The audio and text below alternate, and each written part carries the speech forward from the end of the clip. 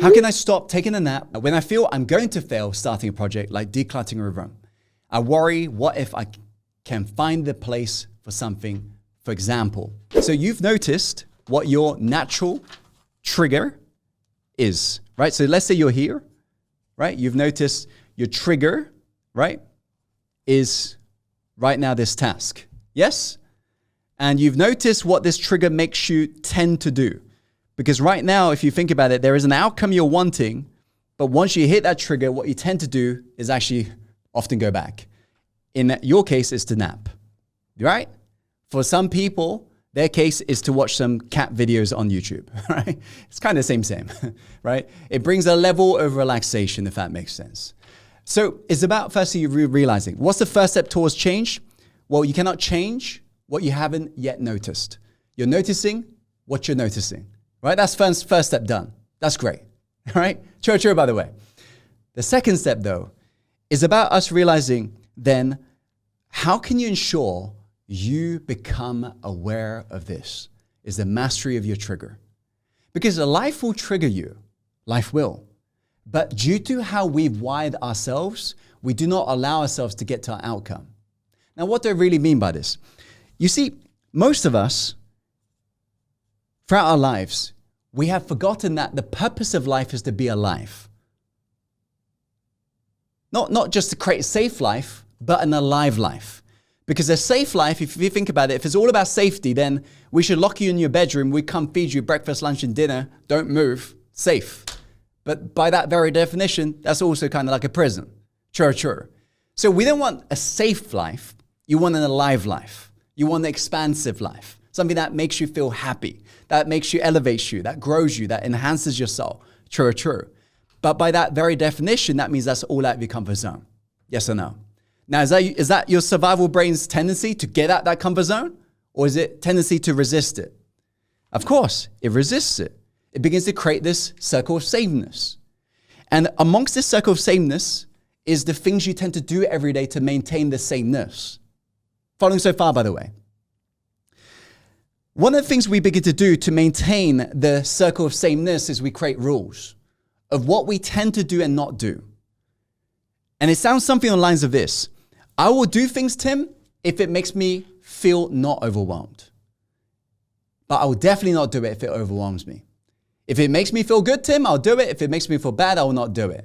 I mean, know what I'm talking about. So we create all of these unconscious rules of what we tend to do or not do, right? All based upon this circle of sameness. But by that very definition, we now have created another circle of sameness.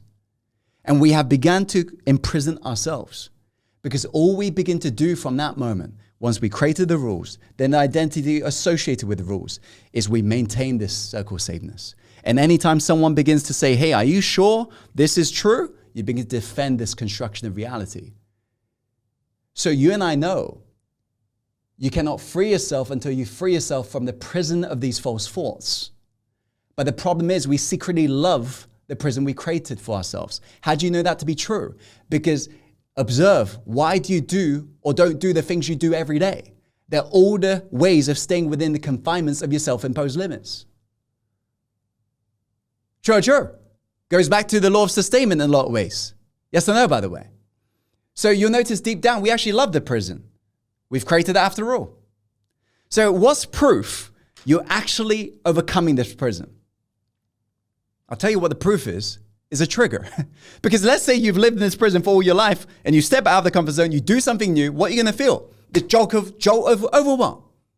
Have you noticed you start a new project? Overwhelm. True. You start a new project, confusion. Yes or no? You start a new project, jolt of anxiety. So that means you cannot feel these prison bars. Sorry, you cannot see these prison bars. You can only feel it. You know when you're on the edge of your prison bars because you get that jolt. That jolt, we call in psychology, a trigger. So it's about us realizing what is that trigger and how can you ensure it doesn't make you go on a little nap? How can you ensure you begin to move forwards in that direction? Doesn't have to be a quantum leap forwards, by the way. Speed doesn't matter as long as it's progress in the right direction. Are you getting this? How can you ensure instead of you focusing on the entire staircase, I got to get everything done right now? How can you ensure you focus on the next step? right? What can I do for the next 60 seconds that's moving me towards this direction? Because by that very definition, in that instant, you have changed. You have. And you do that enough, your life will be drastically different a year from now. Yes or no, by the way?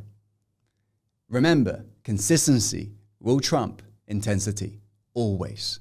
Someone can show up for 5 hours today, intense.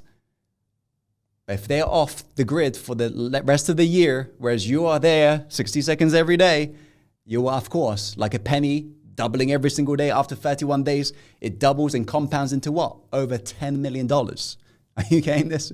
The short term, the long term, I should say, consistency will always trump short term intensity.